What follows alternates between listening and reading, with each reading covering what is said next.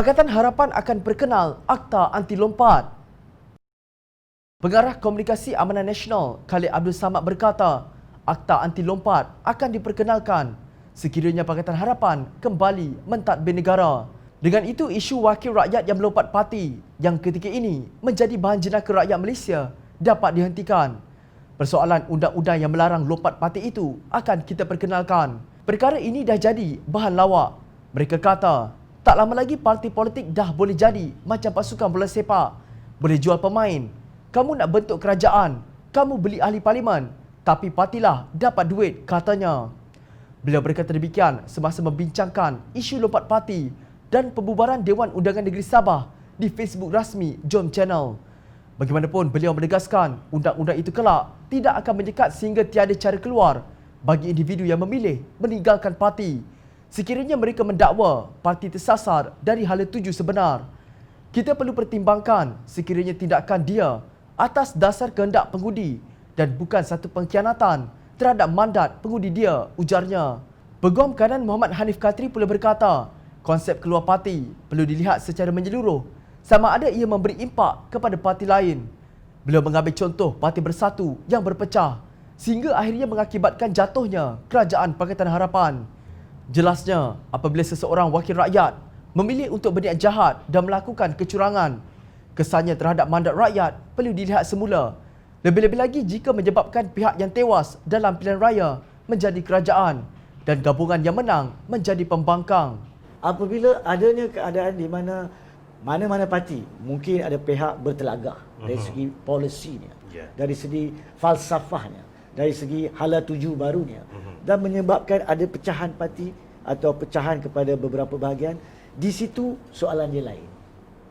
Adakah ianya menyebabkan sampai mandat rakyat dan perubahan daripada pihak yang kalah menjadi kerajaan dan pihak yang menang menjadi pembangkang.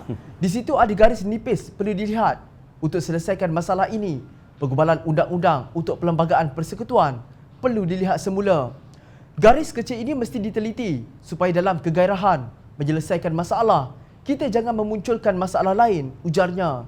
Sementara itu, Naib Presiden Amanah Nasional, Datuk Mahfuz Omar menyifatkan Perikatan Nasional sebagai pusat pelacuran politik apabila dengan mudah wakil-wakil rakyat dibeli dan disogok dengan wang ringgit untuk mendapatkan sokongan. Beliau berkata, percaturan politik di Sabah membuktikan kerajaan yang digelar tebuk atap itu cuba mengembalikan budaya cash is king bagi mengalih sokongan wakil rakyat kepada pemimpin UMNO yang cuba dilantik sebagai ketua menteri baru. Apa yang berlaku di Sabah sehingga menyebabkan berlakunya pembubaran Dewan Undangan Negeri? Beberapa adun mengaku ditawarkan jutaan ringgit asalkan mereka menyokong Tan Sri Musa Aman untuk membentuk sebuah kerajaan baru. Hal ini adalah satu perbuatan yang sangat jijik dan telah menjadikan politik ini sebagai industri pelacuran untuk memuaskan nafsu politik dan kuasa. Beliau melihat sebahagian ahli Dewan Undangan Negeri yang dahulunya mendukung kepimpinan Datuk Seri Syafiee Apdal akhirnya meninggalkan beliau semata-mata kerana tawaran wang yang begitu besar kepada mereka.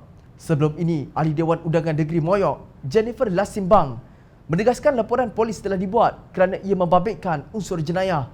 Beliau berkata, bukti yang ada padanya tentang dua lelaki yang memintanya melompat parti telah diserahkan kepada polis dan meminta pihak berkuasa itu menghubungi Suruhanjaya Pencegahan Rasuah Malaysia atau SPRM untuk tindakan lanjut. Saya sudah buat laporan polis. Antara isi kandungan laporan ialah untuk meminta polis untuk membuat siasatan terhadap orang-orang yang membuat tawaran dengan saksi-saksi dan bukti-bukti yang ada, katanya dipetik portal Borneo Today. Jennifer membuat laporan itu di Ibu Pejabat Polis Daerah atau IPD Penampang pada 23 Julai lalu. Selepas dua lelaki dipercayai ejen politik datang di kediamannya sehari sebelum itu. Dua lelaki itu menurut laporan memintanya melompat parti dan dijanjikan tawaran tertentu. Sekarang ini rakyat tertanya-tanya, bila agaknya SPRM akan mengeluarkan kenyataan rasmi mengenai laporan cubaan membeli wakil rakyat ini? Sekarang kredibiliti konsep demokrasi di negara ini telah jatuh menjunam. Bagaimana kita hendak berhadapan dengan masyarakat antarabangsa? Adakah kita akan kata, malu apa bosku?